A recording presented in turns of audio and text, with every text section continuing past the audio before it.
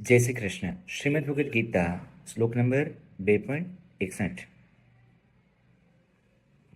તાની સર્વાણી સંયમ્ય યુક્ત આસિત મત્પરઃ વસેહિ યસ્ય ઇન્દ્રાણી તસ્ય પ્રજ્ઞા પ્રતિષ્ઠિતાઃ.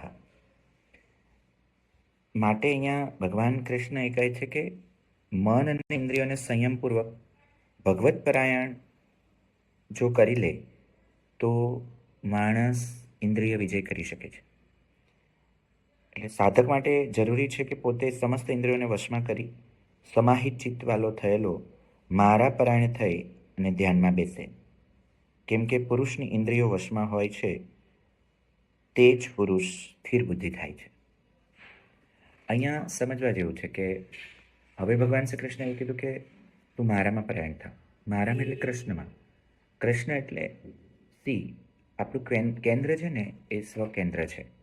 મારું મારું મારું મારું સુખ, મારો આનંદ, મારો ભોગ, મારું વિચાર, મારી લાલચ.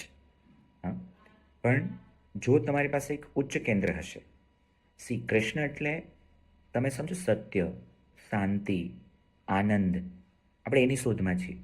તો આપણે એવું કેમ નથી વિચારતા કે મને પરમ આનંદ હંમેશા મળતો રહે? ઇવન જીવનમાં કોઈ ગોલ પણ નથી હોતું તો પણ તમને ઈશ્વર એ કંઈક ફ્લોમાં લઈ જ જાય છે કે જ્યાંથી તમને અલગ અલગ રીતે કંઈક કામ કરાવી જ લે છે. પણ જ્યાં સુધી આપણે મારું મારું કર્યા કરીએ ત્યાં સુધી ઈશ્વર પણ કહે કે જો તું કહે મારું મારું મારું તો હું તને મારું. અને જ્યારથી તું કહે હે ઈશ્વર આ બધું તારું તારું તારું તો હું તને તાર.